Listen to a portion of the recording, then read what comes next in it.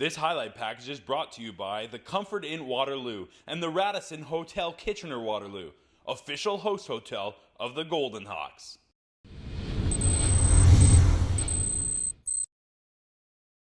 The Laurier Golden Hawks traveling to Windsor for their Week 2 matchup. The Hawks coming off a massive season-opening win against Toronto, looking to move to a 2-0 start. But first, they'd have to shut down Lancers' fifth-year quarterback, Austin Kennedy. And they did early on. First quarter, Kennedy takes a snap, and it's S.A. Marabre-Ejufo fighting off the block, and he wraps up Kennedy for the sack. The fourth-year D lineman sparking his team early. A little bit later, it's the Hawks looking to get on the board. Ronnie Peffer with a chance at a career-long 49-yard field goal, and he gets all of it, sending it through the uprights and then some. Peffer with a monster kick, and he puts the Hawks up 3-0 in the first. Second quarter now, and more from the Laurier offense. James Fracas handing it off to the OUA leading rusher Dylan Campbell, and he breaks through the line before dropping the shoulder and running over Matt Gare for the first down. Then it's Fracas to Campbell again, and he makes another great move at the line, avoiding the tackle, then breaking into the clear. Campbell taking it 30 yards for the score, and the Hawks have a 10-0 lead. But the Lancers would start to fight back. After making it 13-7, it's Kennedy launching one through the air, and he finds his favorite receiver, Evan Pashonik, for the 20-yard score. And just like that, Windsor has a 1-point lead at the half. To the third, and the Hawks trying to get the momentum back. First, it's Fracas dropping back and finding Anthony Pizzuti inside the Lancers' 25. That would lead to a Peffer field goal. Then, at the end of the third, Fracas fakes the handoff, then goes deep to Greg Nyhoff, who has O.J. Sabagay beat, but Sabagay hauls him down. A huge pass interference. Windsor also assessed a rough in the passer penalty, so the ball comes all the way to the Lancers too. Then to finish it off, it's Pizzuti making another one of his career-best 11 catches just inside the end zone. The Hawks on a roll. That made it 26-16. And they weren't done there. Ensuing kickoff, Peffer's kick is short into the wind, but watch Chris Aki as he flies down the sideline. He makes a great play to make the catch before going out of bounds. Laurier gets the ball right back. And they would capitalize. Fracas out of the pocket looking for a receiver, and he shows great patience, finding Nyhoff all alone in the back of the end zone.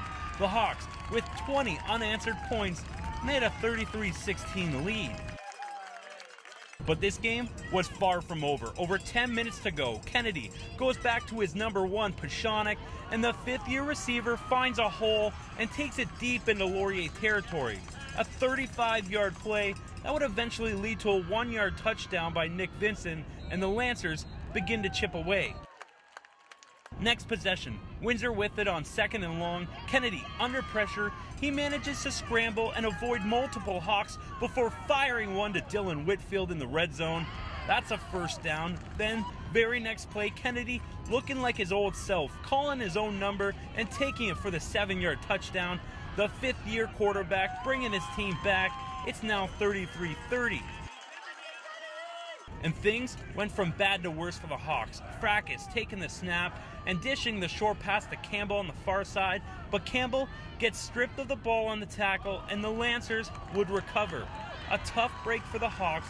That would lead to a Windsor field goal, and this one was all tied up. Under 2 minutes to go now, the Hawks with good field position on third down, so they look to Peffer for the field goal. But Peffer just could not battle the wind. His kick is low, but it takes a couple bounces, throwing off Austin Crum. Crum making a great effort to get it out of the end zone and keep it tied, but he's taken down just inside, and the Hawks manage to get the single point out of it to regain the lead 34-33. So with 30 seconds left, the Lancers have the ball with a tough 3rd and 18 to convert. Kennedy looking deep to you-know-who, Evan Pashonik, and somehow he's wide open for the catch. Kennedy with an unbelievable 55-yard touchdown pass. The Lancers making a massive comeback to take a 39-34 lead. And with just 3 seconds on the clock, the Hawks left with one final chance for the win. Fracas skies one into the end zone, and it's Anthony Pizzuti going up for the catch in double coverage, but he just could not get to it. This one ending in exciting fashion as the Lancers hold on for the 39-34 win. As for the Hawks, they move to 1-1 on the season with a 3-game homestand on the horizon. Obviously, they had momentum going into halftime, and our guys rallied. We had an absolutely huge third quarter, and it's a game of momentum, right? So we won the first and third quarters, they won the second and fourth, and it's just unfortunate they had the last shot at us, and we didn't quite have enough time to get it back at them. They're a really good opponent.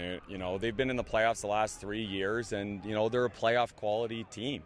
And we said it coming into this week. They have a fifth-year quarterback, and you could see it today. There were times where it looked like our defense had him bottled up, and he popped free and made some good throws. So we got to be more consistent on both sides of the ball. Yeah, it's a tough loss. Same thing happened last year. We lost to Windsor homecoming, as I'm sure everybody knows, and we came back and played Queens extremely tough. So our team is a very, very young team, but we're also a great bounce back team, and that's exactly what we're going to do. We're going to come out firing. Next game, bye week, next 2 games, and we're going to come out firing 1 game at a time and try and put ourselves pretty deep into the playoffs. That's definitely our main goal. For the Laurier Golden Hawks, I'm Chad Leach.